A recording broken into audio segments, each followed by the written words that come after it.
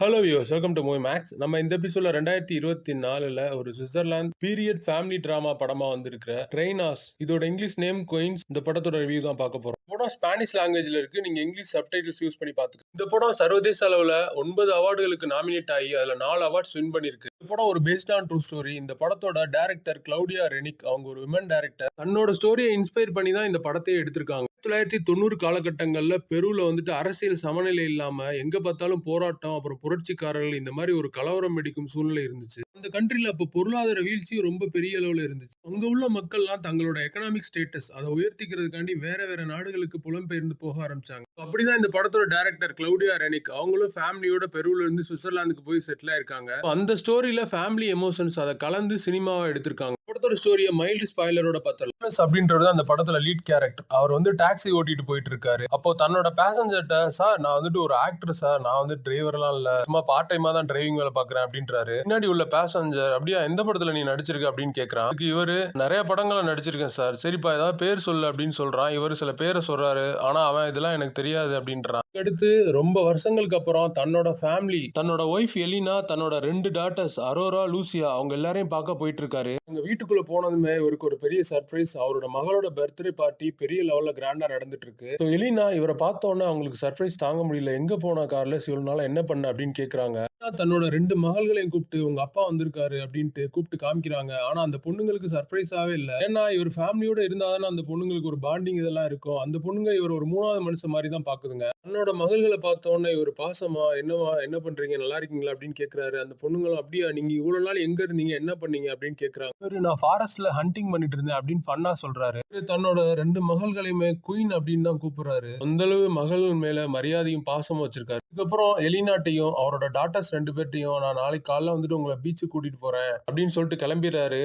Elina பெருவில் நம்ம நிம்மதியா வாழ முடியாது அப்படின்றதுனால அப்ராட்ல ஒரு மிகப்பெரிய வேலை அவங்களுக்கு கிடைச்சிருக்கு. அந்த வேலையில போய் இவங்க செட்டில் ஆனாங்கன்னா போதும், இவங்களோட டாட்டர்ஸோட லைஃப் ஸ்டைல், ஸ்டடீஸ் எல்லாமே வேற லெவலுக்கு போயிடும். அந்த மாதிரி ஒரு ஜாப் அவங்களுக்கு அப்ராட்ல கிடைச்சிருக்கு. அவங்க கிளம்ப தயாரான நேரத்துல தான் கார்லோஸ் வந்திருக்காரு கரெக்டா ஃபேமிலிக்குள்ள. அடுத்த நாள் காலையில எலினா தன்னோட 2 டாட்டர்ஸையும், நீங்க 2 பேரும் ரெடியா கிளம்பிருங்க, உங்களோட அப்பா வந்து உங்களை பீச்சுக்கு கூட்டிட்டு போவாரு அப்படின்னு சொல்லி கிளம்பிடுறாங்க. ஆனா ஃபர்ஸ்ட் டாட்டரான அரோரா மட்டும் ரெடியா கிளம்பிட்டாங்க. செகண்ட் டாட்டரான லூசியா கிளம்பல. அவங்களுக்கு இன்ட்ரெஸ்ட் இல்ல அப்பாவோட பீச்சுக்கு போறதுக்கு. கார்லஸ் ரொம்ப லேட்டா தான் வர்றாரு. அங்க அரோரா அவங்க மட்டும் தான் கிளம்பி இருக்காங்க. 2வது பொண்ணான லூசியா கிளம்பல. சோ லூசியாவை கூப்பிட்டு கேக்குறாரு, ஏமா நீனு வா அப்பாவோட பீச்சுக்கு அப்படின்ட்டு. அந்த பொண்ணு இல்ல நான் வரல, இங்கேயே இருக்கேன் அப்படின்னு சொல்லுது. அதுக்கப்புறம் நீ என் கூட வந்தீனா உன்னை முன்னாடி டிரைவிங் சீட்ல உட்கார வச்சு உனக்கு ஸ்டேரிங் பிடிச்சி கார் ஓட்ட சொல்லி தருவேன் அப்படின்னு சொல்றாரு. இதுல இம்ப்ரெஸ் ஆன அந்த 2வது பொண்ணு நானும் வர்றேன் அப்படின்ட்டு கிளம்பிடுது. இவங்க எல்லாருமே ஜாலியா பீச்சுக்கு போறாங்க. பீச்சுக்கு போனதுமே கார்லஸ் தன்னோட 2 பொண்ணுகிட்டையும், நான் சர்ஃபிங் போர்டு கொண்டு வந்திருக்கேன், வாங்க எல்லாருமே ஜாலியா சர்ஃபிங் போலாம் அப்படின்றாரு. ஆனா அரோரா தன்னோட பாய் ஃப்ரெண்ட் ரோனி, அவனை பார்க்க அவங்க அப்பாவுக்கு தெரியாம அப்படி நைஸா அங்க கிளம்பிடுறாங்க.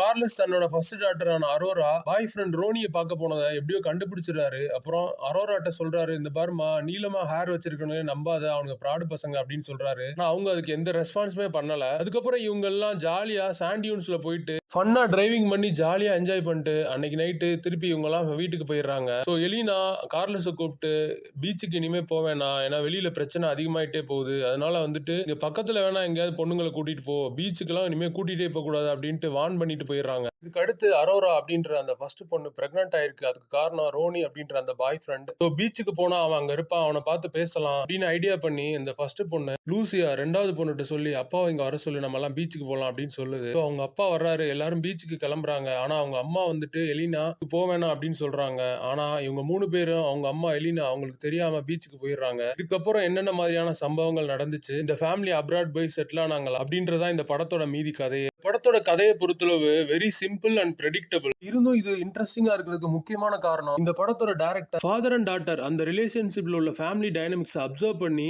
அதை எக்ஸிக்யூட் பண்ணி அவங்ககிட்ட இருந்து ஒரு நல்ல பர்ஃபார்மன்ஸே வாங்கியிருக்காங்க. அது மட்டும் இல்லாம இந்த படத்தோட டைலாக் ரைட்டிங்குமே ரொம்ப ஸ்ட்ராங்கா இருக்கு. முக்கியமான காரணம் இந்த படத்தோட சினிமாட்டோகிராஃபி. இது வந்துட்டு ஒரு பீரியட் ஃபிலிம், அதுக்கேத்த மாதிரி ஒரு டோனை செட் பண்ணி நம்மளால அந்த பீரியடுக்கே கூட்டிட்டு போயிடுறானுங்க. இதுவும் இந்த படத்தோட ஒரு பிளஸ். படத்துல 1990ஸ்ல நடக்கிறதுனால அப்ப உள்ள vintage collection cars, table fan, குறிப்பா டிவி, இது எல்லாமே யூஸ் பண்ணது ரொம்ப நல்லாவே இருந்தது. இந்த படத்தோட பேக்ரவுண்ட் ஸ்கோருமே ரொம்ப முக்கியமான ஒண்ணு. சும்மா எல்லா இடத்துலயுமே மியூசிக் போட மாட்டானுங்க, கரெக்டா தேவைப்படுற இடத்துல மட்டும்தான் மியூசிக் யூஸ் பண்ணிருக்கானுங்க. மொலினா அவர் தான் கார்லெஸா பிளே பண்ணிருக்காரு. ஒரு தரமான பெர்ஃபார்மன்ஸ் தான் சொல்லுவேன். தன்னோட ஒய்ஃபுக்கும் தன்னோட குழந்தைங்களுக்கும் நடுவுல அவர் மாட்டிட்டு பதில் சொல்ல முடியாம நிக்கக்கூடிய அந்த இடம், தன்னோட ஃபர்ஸ்ட் டாட்டர்ட்ட இங்க பாரு அவன்லாம் மோசமானவன் அப்படின்ட்டு அட்வைஸ் பண்ணக்கூடிய அந்த சீன், கிளைமேக்ஸ்ல அவர் கார்ல பேசிட்டு போகக்கூடிய அந்த சீன், இது எல்லாமே ரொம்ப எமோஷனலாவும் நல்லாவே பெர்ஃபார்ம் பண்ணியிருப்பாரு. எலினா லிண்டோ அப்படின்றவங்க தான் அந்த எலினா கேரக்டர் பண்ணியிருக்காங்க. தன்னோட மகள்களா இல்ல தன்னோட கணவனா அப்படின்னு கிட்ட கேட்டா தன்னோட மகள்களோட லைஃப் தான் முக்கியம் அப்படின்ற எட்ஜுக்கு போவாங்க. அந்த மாதிரி ஒரு கேரக்டர். ஒரு சீன்ல அவங்க வெயிட் பண்ணிட்டு இருப்பாங்க. நோட்டரி ஃபார்ம்ல வந்துட்டு அவங்க ஹஸ்பண்ட் சைன் பண்ணாதான் இவங்க எல்லாரும் அப்ராட் போக முடியும். அவர் வரவே மாட்டாரு. என்னோட கனவு பலிக்காம போயிருமோ அப்படின்ற அந்த விரக்தியை வெளிப்படுத்தியிருப்பாங்க. அந்த சீன்லயுமே அவங்களோட பெர்ஃபார்மன்ஸ் நல்லா இருக்கும். அவங்க தான் அந்த அரோரா கேரக்டர் பண்ணியிருக்கிறது. டீனேஜ் பொண்ணு என்னென்னலாம் செய்யுமோ அதை அப்படியே பெர்ஃபார்மன்ஸ்ல வெளிப்படுத்தியிருந்தாங்க. ஆப்ரில் அந்த லூசியாவை நடிச்ச அந்த சின்ன பொண்ணுமே ஒரு பிரில்லியன்ட் பெர்ஃபார்மன்ஸ். டெனிசி ஃபேப்ரிசியோ அவங்க 2 பேருமே அந்த கிளைமேக்ஸ்ல அந்த ஸ்டேஷன் காட்சிகளை ரொம்ப நல்லாவே நடிச்சிருந்தாங்க. இது எல்லாமே இந்த படத்தோட பாசிட்டிவ். படம் ஒரு ஃபேமிலி டிராமான்றதுனால ஃபர்ஸ்ட் ஹாப்ல ஒரு சில சீன்ஸ் கொஞ்சம் லாகிங்கா இருக்கும். அப்புறம் ஸ்லோவா தான் போகும். கார்லஸ் எலினா இவங்க 2 பேருமே என்ன ஒர்க் பண்றாங்கன்றத மேலோட்டமா தான் சொல்லியிருப்பாங்க. டீடைலிங்கா சொல்லியிருக்க மாட்டாங்க. எலினா அப்படின்ற அந்த ஒரு கேரக்டர் ஒரு குறிப்பிட்ட இலக்கை நோக்கி போக நினைக்கிற ஒரு கேரக்டர். சோ அது எந்த மாதிரி அப்படின்றத இன்னும் கொஞ்சம் சுவாரஸ்யமா சொல்லியிருந்தா இந்த படம் இன்னுமே ஒரு பெட்டரான படமா இருந்திருக்கும். ரீசன்னாலதான் இந்த படம் 2024ல ஆஸ்கருக்கு நாமினேட் பண்ண கன்சிடர் பண்ணிருக்காங்க. ஆனா நாமினேட் ஆகல. மேபி இதெல்லாம் கரெக்டா பண்ணிருந்தா இந்த படம் ஆஸ்கருக்கு நாமினேட் ஆயிருக்கலாம். இதெல்லாம் தான் இந்த படத்தோட மைனஸ். இந்த படம் பர்சூட் ஆஃப் ஹாப்பினஸ் அந்த மாதிரி ஒரு ஃபேமிலி டிராமா உங்களுக்கு பிடிக்கும்னா இந்த படம் பிடிக்க வாய்ப்பு இருக்கு. என்ன பொறுத்தளவு இந்த படத்தோட மேக்கிங்கே நான் 5க்கு 3.5 கொடுப்பேன். நம்ம சைட்ல இருந்து இந்த படம் ஒரு டீசென்டான வாட்ச் தான். செக்ஸுவல் கண்டென்ட் எதுவுமே கிடையாது. பெரும் அந்த நாட்டுல உள்ள மக்களுடைய உணவு, உடை, கலாச்சாரம் இதைத்தான் எடுத்து காட்டியிருக்காங்க.